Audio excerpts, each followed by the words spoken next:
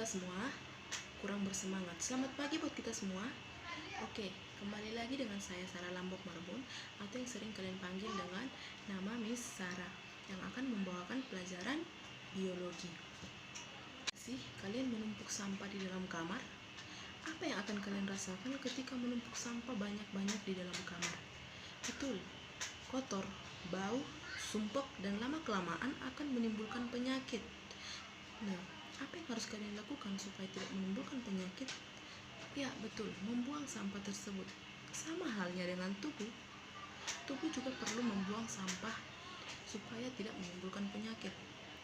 Sampah dari dalam tubuh dikeluarkan melalui beberapa proses pengeluaran seperti pengeluaran keringat, pengeluaran urin, urea, empedu, CO2, dan juga H2O. Nah, proses pengeluarannya inilah yang akan kita pelajari di pertemuan kita kali ini, yang sering kita dengar dengan materi sistem ekskresi. Sistem ekskresi adalah proses pengeluaran zat sisa di dalam tubuh yang tidak diperlukan lagi. Tandai kata tidak diperlukan lagi. Berarti jika tidak dibuang, maka akan menimbulkan penyakit. Apa saja yang termasuk organ sistem ekskresi? Iya, betul. Kita singkat dengan kata 4 ya. Kita singkat dengan kata kupahat ginjal. Ku artinya kulit yang mengeluarkan keringat. Pa artinya paru-paru mengeluarkan CO2 dan H2O.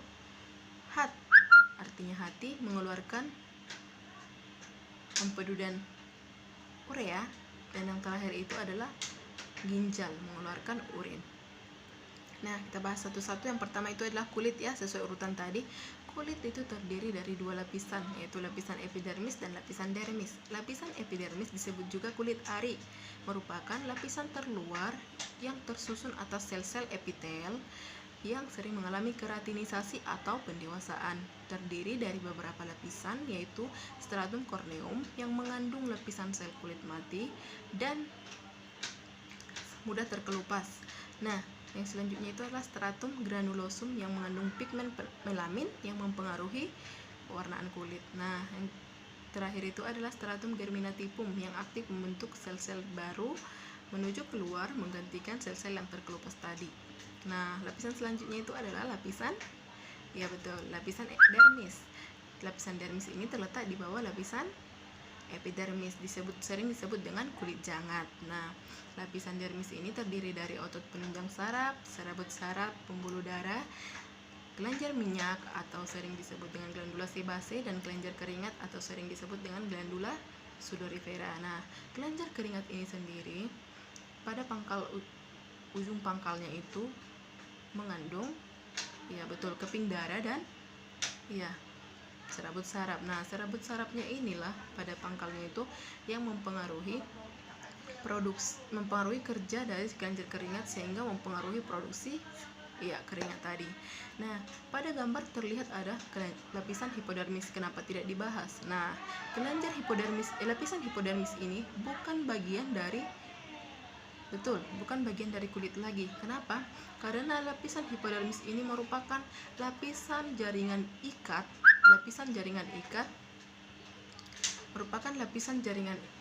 yang menyatukan kulit pada otot. Nah, lapisan hipodermis ini berfungsi untuk menjaga suhu tubuh karena terdiri dari sel-sel lemak. Sistem ekskresi pada kulit. Nah, seperti yang terlihat pada gambar ya. Nah, betul. Proses sistem ekskresi pada kulit itu dimulai dari ketika tubuh banyak bergerak, maka sel tubuh akan memproduksi banyak energi. Ketika sel tubuh banyak memproduksi energi, suhu tubuh akan naik. Nah, ketika suhu tubuh naik, maka tubuh akan memberikan rangsangan kepada hipotalamus. Hipotalamus akan memberikan rangsangan lanjutan ke saraf simpatik yang terdapat pada sumsum tulang belakang. Nah, saraf simpatik akan memberikan sinyal gelombang ke seluruh kelenjar keringat yang terdapat pada tubuh bahwa suhu tubuh tinggi. Nah, kelenjar keringat akan memproduksi keringat sehingga suhu tubuh menjadi turun. Nah, Jadi keringat tadi itu berisi sisa-sisa cairan-cairan yang tidak diperlukan lagi oleh si tubuh. Organ selanjutnya itu adalah paru-paru. Nah, paru-paru ini sendiri selain berfungsi sebagai alat pernapasan, berfungsi juga loh sebagai alat ekskresi. Lalu, bagaimana sih cara kerja sistem ekskresi pada paru-paru?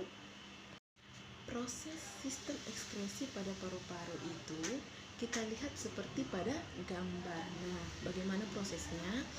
Ya, yang pertama itu udara masuk lewat hidung menuju trakea lewat tenggorokan. Nah, yang kedua, udara yang mengandung oksigen tadi itu akan dialirkan ke bagian bronkiolus menuju dua saluran bronkus. Nah, lalu dialirkan kembali ke bagian alveolus melalui saluran bronkiolus tadi. Nah, terjadi pertukaran antara oksigen dan karbon dioksida. Oksigen akan diserap oleh pembuluh darah dan dialirkan ke jantung, sementara karbon dioksida tadi akan dibawa kembali ke paru-paru dan untuk dikeluarkan dari tubuh melalui hembusan napas. Itu adalah hati. Nah, sebagai organ sistem ekskresi, hati berfungsi untuk merombak sel darah merah. Di dalam hati, hemoglobin yang terdapat pada sel darah merah akan diuraikan menjadi zat besi, globin, dan senyawa hemin. Nah, hemoglobin itu sendiri merupakan protein yang mengandung zat besi yang terdapat pada sel darah merah. Nah, zat besi ini akan disimpan di dalam hati atau dapat dialirkan ke sumsum tulang belakang.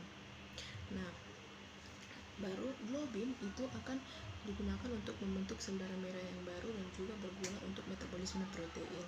Sementara senyawa hemin akan diubah menjadi zat warna empedu, yaitu bilirubin dan biliverdin. Fungsi hati yang lainnya itu adalah memproduksi empedu. Nah, jadi empedu ini berfungsi untuk empedu itu apa? Itu adalah zat warna kehijauan yang rasanya pahit. Nah, empedu ini berfungsi untuk mengeluarkan racun dari dalam tubuh. Zat-zat yang tidak baik bagi tubuh itu akan diserap oleh hati dan dikeluarkan melalui empedu. Nah, zat ini akan dikeluarkan bersama urin dan juga feses. Fungsi hati yang lainnya itu adalah mengubah amonia, zat yang berbahaya, menjadi zat yang lebih aman, yaitu urea. Nah, amonia ini merupakan proses dari metabolisme asam amino. Nah, jadi urea yang di dalam hati, urea akan dikeluarkan dari hati, diangkut ke ginjal dan dikeluarkan, dan akan sama-sama dikeluarkan bersama dengan urin. Dan organ yang terakhir itu adalah ginjal. Yang dikeluarkan itu adalah urin. Nah, untuk gambar bagian-bagian ginjal dapat dilihat di gambar ya. Nah, ada bagian korteks atau kulit ginjal. Di sana terjadi yang namanya filtrasi atau penyaringan. Nah, yang kedua itu ada medula atau sumsum ginjal. Di sana terjadi proses reabsorpsi dan augmentasi. Nah, ada juga pelvis ginjal atau rongga ginjal. Di sana tempat penampungan urin sementara sebelum dikeluarkan melalui ureter. Nah, selanjutnya kita bahas tentang proses pembentukan urin. Apa saja sih yang termasuk proses pembentukan urin? Nah, ada 3 tahapan proses pembentukan urin. Yang pertama itu adalah filtrasi. Nah, filtrasi itu adalah penyaringan urin. Terjadinya di mana? Ya, betul, di glomerulus. Glomerulus adalah untayan pembuluh kapiler darah, kapiler yang dinding-dindingnya itu bertautan dengan kapsula Bowman. Nah, apa hasilnya?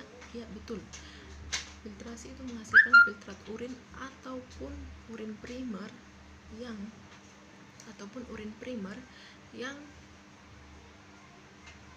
masih mengandung H2O dan zat-zat seperti glukosa, natrium, klorida, urea, asam urat, dan kreatinin. Nah, urin primer itu akan dibawa selanjutnya ke tahapan berikutnya, yang kedua, yaitu tahapan reabsorpsi. Nah, pada tahapan reabsorpsi itu adalah penyerapan zat-zat yang masih diperlukan tubuh yang akan dialirkan ke pembuluh darah. Nah, tahapan reabsorpsi ini terjadinya di mana? Ya, betul, di tubulus contortus proximal dan lengkung Henle. Nah, hasilnya adalah urin sekunder.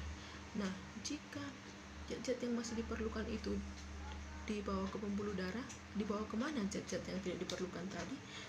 Nah, itu akan masuk ke tahapan berikutnya, yang ketiga, itu adalah augmentasi. Nah, tahapan augmentasi pada zat-zat yang tidak diperlukan tadi itu akan dibawa ke tahapan augmentasi. Nah, augmentasi ini terjadinya di tubulus contortus distal dan tubulus collectivus atau pengumpulan urin sementara. Nah, pada tahap ini masih terjadi namanya penyerapan air, NaCl dan urea, sehingga terbentuklah urin yang sesungguhnya yang akan dikeluarkan melalui ureter. Nah, sobat-sobat semua, teman-teman semua harus tahu urin normal itu mengandung apa? Ya, betul, 95% air dan zat-zat terlarut. Oke. Pesan kita untuk kali ini, terima kasih untuk partisipasinya semua yang setia mendengarkan Miss menjelaskan di depan. Harapannya apa yang Miss jelaskan dapat kita ulang kembali supaya pada saat ujian kita sudah terbiasa dengan soal-soal yang berbau dengan, ya betul, sistem ekskresi. Sekian atas perhatiannya, Miss ucapkan terima kasih dan selamat pagi.